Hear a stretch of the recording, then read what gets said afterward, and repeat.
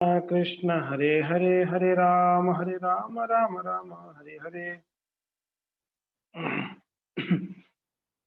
हरे कृष्णा। तो आज हम भगवद गीता के 15वां अध्याय का 7 नंबर श्लोक पढ़ेंगे।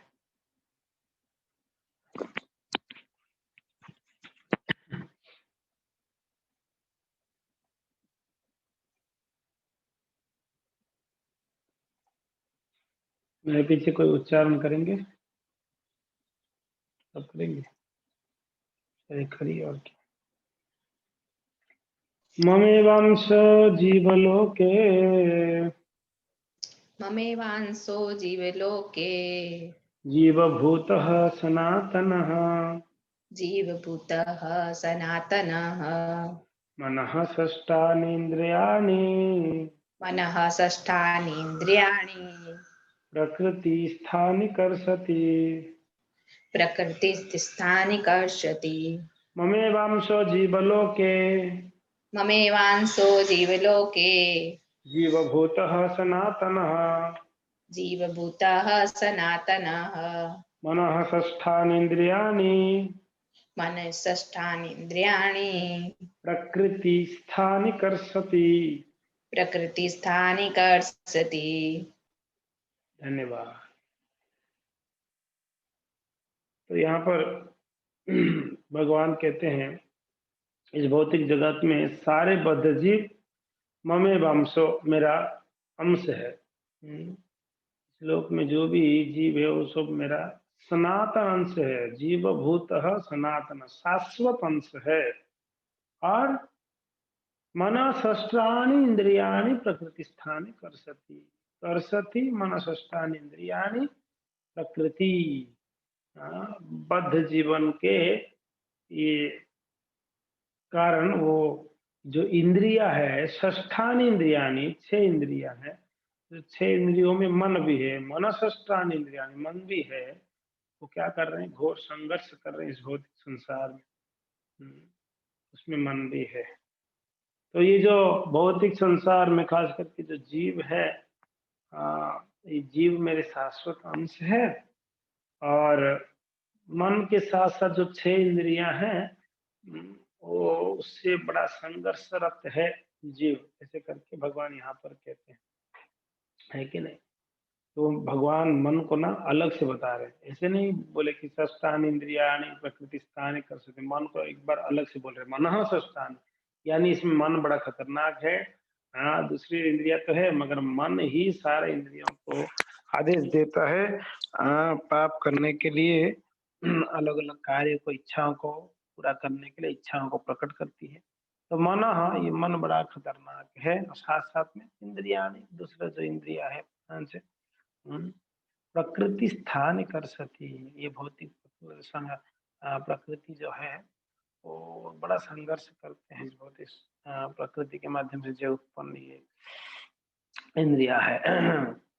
तात्पर्य में प्रभुपाद जी कहते हैं इस श्लोक में जीव का स्वरूप स्पष्ट है। जीव का स्वरूप का क्या है? कहते हैं कि ममेवांशो जीवो लोग, मेरा अंश है। जीव कहाँ से आया? भगवान से आया। ये इस श्लोक से पता चलता है वो भगवान का ही अंश है, इसलिए उन्हीं से आया है। जीव परमेश्वर का सनातन रूप से सूक्ष्म अंश है। ऐसा नहीं है कि बद्ध जीवन में वो एक व्यक्तित्व धारण करता है और मुक्त अवस्था में वो परमेश्वर के एकाएक एकाकार हो जाता है। वो सनातन का अंश रूप है। यहाँ पर स्पष्टतः सनातन कहा गया है। वेद वचन के अनुसार परमेश्वर अपने आप को असंख्य रूपों में प्रकट करके विस्तार करते हैं, जिनमें से व्यक्तिगत विस्तार विष्णु तत्व कहलाते हैं और गौण विस्तार जीव कहलाते हैं। भगवान कृष्ण का जो विस्तार है, जो व्यक्तिगत विस्तार है, वो विष्णु तत्व है। राम, बरा, नृसिंह आदि ये विष्णु तत्व है। सब एक समझ में आ रहा है भगवान का जो अवतार है। और गौण विस्तार जीव है। सूक्ष्म विचार गौण विस्तारो जीव है। दूसरे शब्दों में विष्णु तत्व निजी विस्तार स्वांश है और जीव पृथक ही अंश है, विभिन्न अंश है। अपने स्वांश द्वारा वे भगवान राम, नरसिम्हा देव, विष्णु मूर्ति तथा वैकुंठ लोक के प्रधान देवों के रूप में प्रकट होते हैं। देख रहे हो, स्वांश और विभिन्नांश दो है। तो स्वांश में कौन कौन है? स्वांश में राम, नरसिम्हा, विष्णु मूर्ति, वैकुंठ लोक में जो देव प्रधान देव है, जिस वैकुंठ में जैसे कि विष्णु है वैकुंठ लोक में, द्वारका में द्वारकाधीश है, मथुरा में मथुराधीश है। इस प्रकार से जो भगवान का अलग अलग प्रकार का विस्तार है वो स्वांश है। विभिन्नांश अर्थात जीव सनातन सेवक होते हैं। भगवान के स्वांश सदैव विद्यमान रहते हैं। इसी प्रकार जीवों के विभिन्न अंश के अनेक स्वरूप होते हैं। परमेश्वर के विभिन्न अंश होने के कारण जीवों में भी अनेक आंशिक गुण पाए जाते हैं। समझ में आ रहा है ना? जीव भगवान का अंश होने के कारण कुछ गुण उनके अंदर पाए जाते हैं जो भगवान का ही है, जिनमें से स्वतंत्रता एक है। प्रभुपाद जी कहते हैं भगवान स्वतंत्र है, इसलिए जीव के अंदर भी स्वतंत्रता का मनोवृत्ति है, स्वतंत्र भोग करने का मनोवृत्ति, ये भगवान का अंदर है ना। प्रत्येक जीव का आत्मा रूप है, अपना व्यक्तित्व और सूक्ष्म स्वातंत्र होता है। इसी स्वातंत्र के दुरुपयोग से जीव बद्ध बनता है और उसके सही उपयोग से वह मुक्त बनता है। अगर जीव अपनी स्वतंत्रता का दुरुपयोग करता है तो इस संसार में पुनरपि जननीम, पुनरपि जननम, पुनरपि मरणम, पुनरपि जननी जठरे शयनम, बार बार जन्म लेता है, भोग करता है, मर जाता है, वापस जन्म लेता है, इस प्रकार चलता रहेगा। अगर उसको सही उपयोग किया, उस स्वतंत्रता का उपयोग करके भगवान का सेवा में लग गया, तो यहाँ पर प्रभुपाद जी कहते हैं मुक्त हो जाएगा। दोनों ही अवस्था में वो भगवान के समान ही सनातन होता है। मुक्त अवस्था में वो इस भौतिक अवस्था में मुक्त रहता है और भगवान की दिव्य सेवा में निरत रहता है। बद्ध जीवन में प्रकृति के गुणों द्वारा अभिभूत होकर वह भगवान की दिव्य प्रेमा भक्ति को भूल जाता है। प्रकृति का जो ये गुण है, उस गुण के प्रभाव में आकर वो क्या होता है, मजबूर होकर भगवान को भूल जाता है। फलस्वरूप उसे अपनी स्थिति बनाए रखने के लिए इस संसार में अत्यधिक संघर्ष करना पड़ता है। अपनी स्थिति को बनाए रखने के लिए कितना संघर्ष करनी पड़ती है। सही बात है, संघर्ष करना पड़ता है। हमारा स्थिति क्या है, भगवान का नित्य दास है। इस स्थिति को बनाए रखने के लिए कितना संघर्ष है। आहा, बहुत प्रयास कर रहे हैं, सर पीट लेते हैं, फिर भी नहीं हो पाती है। जब करना चाहते हैं, जब करने नहीं दिया जाता है। भागवत सुनना चाहते हैं, भागवत सुनने नहीं दिया जाते हैं। प्रसाद ही खाना चाहते हैं, वो प्रसाद खाने नहीं दिया जाता। कितना संघर्ष है हर एक कार्य में हमारा। हम चाहते हैं, जीव चाहता है, खास करके जो भाग्यशाली जीव है, भगवान के पास पहुंचने के लिए वो प्रयत्न करता है उनकी प्रेम को प्राप्त करने, मगर नहीं मिलता है। संघर्ष बहुत जारी है। क्यों? प्रकृति की गुण, तमोगुण उसको इतना बाध्य कर देता है, नहीं नहीं सो जा सो जा सो जा, अभी जप नहीं, दिन में जप कर। तमोगुण के प्रभाव में आ जाता है। रजोगुण बोलता है कि अरे क्या ये सब, काम कर चल। रजोगुण काम करा देता है। सतोगुण, सतोगुण में व्यक्ति थोड़ा धार्मिक काम कर लेता है। जब तक शुद्ध सत्व के स्तर पर नहीं आएगा तब तक भगवत भक्ति नहीं हो पाएगी। तो यही बात यहाँ पर श्रील प्रभुपाद इस बात को कहते हैं, अत्यधिक संघर्ष करना पड़ता है। ना केवल मनुष्य तथा कुत्ते बिल्ली जैसे जीव, अपितु इस भौतिक जगत में बड़े बड़े नियंता जैसे कि ब्रह्मा, शिव तथा विष्णु तक परमेश्वर के अंश है। ये सभी सनातन अभिव्यक्तियां हैं, क्षणिक नहीं। कर्षति, ये संघर्ष करना शब्द अत्यंत सार्थक है। बद्ध जीव मानो लोह श्रृंखलाओं से बंधा हो, वो मिथ्या अहंकार से बंधा रहता है और मन मुख्य कारण है उसका। देखिए प्रभुपाद जी बोल रहे, मन उसमें मुख्य है और है जो उसे इस भवसागर की ओर धकेलता है।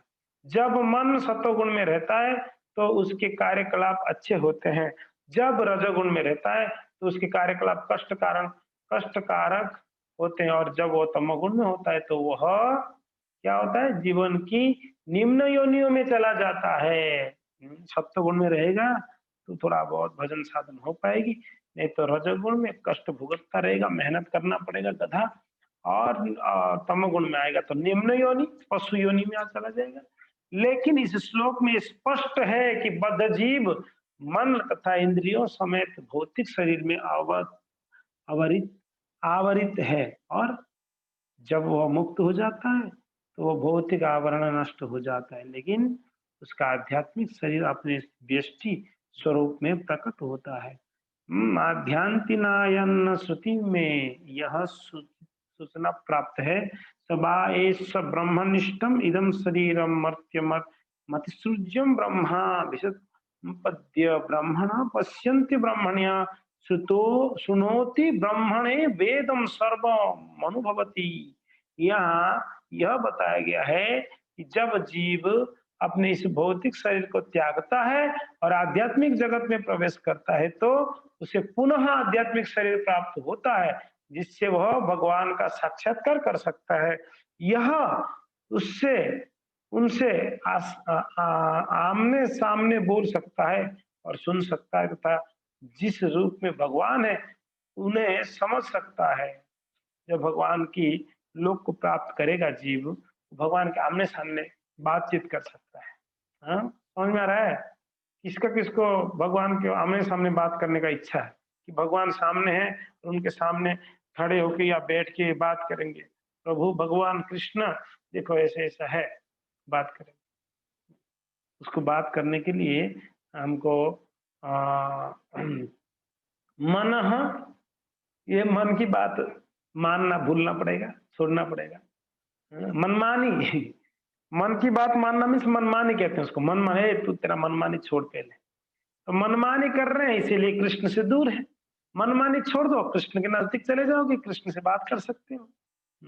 वो कितना आसान है कि नहीं? सिर्फ मनमानी को छोड़ना पड़ेगा, तब कृष्ण को आप प्राप्त कर लेंगे।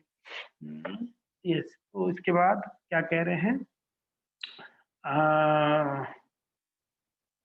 हाँ, तो आध्यात्मिक शरीर उसको प्राप्त होगा, जिससे भगवान को आमने सामने बोल सकता है और भगवान जो बोलेंगे सुन सकता है वो। स्मृति से भी यह ज्ञान होता है। बसंती यत्र पुरुषा सर्वे वैकुंठ मूर्तयः। वैकुंठ में सारे जीव भगवान जैसे शरीर में रहते हैं। जहां तक शारीरिक बनावट का प्रश्न है, अंश रूप जीवों तथा विष्णु मूर्ति के विस्तार अंश में कोई अंतर नहीं होता। दूसरे शब्दों में, भगवान की कृपा से मुक्त होने पर जीव को आध्यात्मिक शरीर प्राप्त होता है। ठीक है ना? कहते हैं भगवान की कृपा से ही जीव मुक्त हो पाता है, नहीं तो बहुत मुश्किल है। प्रभुपाद जी बड़ा सुंदर तात्पर्य लिखते हैं। देखिए एक एक शब्द को यहाँ पर, ममेवांशः शब्द भी अत्यंत सार्थक है, जिसका अर्थ है भगवान के अंश। भगवान का अंश ऐसा नहीं होता जैसे किसी पदार्थ का टूटा खंड है, नहीं। हम द्वितीय अध्याय में देख चुके हैं कि आत्मा के खंड नहीं होते, हो खंड नहीं किए जा सकते। इस खंड की भौतिक दृष्टि से अनुभूति नहीं हो पाती। यह पदार्थ भी पदार्थ की भांति नहीं है, जिसे चाहे तो कितने ही खंड कर दो, उन्हें पुनः जोड़ दो। ऐसे विचारधारा यहाँ पर लागू नहीं होता है। लोग कहते हैं ना, ये टूटा हुआ अंश को दो जन को जुड़ दो, वापस एक हो जाएंगे। ऐसे ही लोग बोलते हैं कि ऐसे जीव भगवान का अंश है, इसके लिए वो क्या होगा, भगवान में मिल जाएगा। है? भगवान में मिलेगा नहीं। भगवान का अस्तित्व अलग है, जीव का अस्तित्व अलग है, हमेशा, है कि नहीं? ऐसा विचारधारा यहाँ पर लागू नहीं होती, क्योंकि संस्कृत के सनातन शब्द का प्रयोग हुआ है। विभिन्नांश सनातन है। द्वितीय अध्याय के प्रारंभ में भी ये कहा गया है कि प्रत्येक व्यक्ति के शरीर में भगवान का अंश विद्यमान है। देहिनो अस्मिन् यथा देहे कौमारम यौवनम जरः तथा देहांतर प्राप्तिर धीरस्तत्र न मुह्यति। पहले बता दिया गया, वो अंश जब शारीरिक बंधन से मुक्त हो जाता है तो आध्यात्मिक आकाश वैकुंठ लोक में अपना आध्यात्मिक शरीर प्राप्त कर लेता है, जिससे वो भगवान की संगति का लाभ उठाता है। किंतु ऐसा समझ जाता है कि जीव भगवान का अंश होने के कारण गुणात्मक दृष्टि से भगवान से ही समान है, जिस प्रकार स्वर्ण के अंश भी स्वर्ण होते हैं। समझ में आ रहा है? जीव भगवान के समान है। कैसा कैसा? गुणों में, भगवान में जो गुण में, जीव के अंदर भी वही गुण है, समान है, मगर अंतर भी है। कैसा? जब उसका मात्रा मापेंगे, कितना? भगवान विभु है, जीव अणु है। भगवान के पास अनेकों अनेकों भर भर के गुण है कि नहीं? और जीव के पास गुण है मगर बहुत कम मात्रा में है। इसके लिए भगवान में, जीव में अंतर भी है और गुण दृष्टि में समान भी है। तो भगवान यहाँ पर कहते हैं जीव भूत, ये जीव कौन है? ममेव अंश, मेरा अंश है। और ये मन के कारण, बाकी इंद्रियों की वजह से वो क्या होता है, यहाँ पर संघर्ष कर रहा है, कर सती, इस भौतिक प्रकृति में, ये भौतिक संसार में संघर्ष कर, तो संघर्ष करना बंद होगा तब जब हम मन का सुनना बंद कर देंगे। किनका सुने? बोले प्रभु जी मन का नहीं सुने तो किनका सुने? बताइए किनका सुनना है? बुद्धि का सुनो, थोड़ा बुद्धि लगाओ भाई। आज तक तो मन का सुन के कौन सा हमने आनंद को प्राप्त कर लिए? थोड़ा बुद्धि को इस्तेमाल करना चाहिए, है कि नहीं? हरे कृष्ण।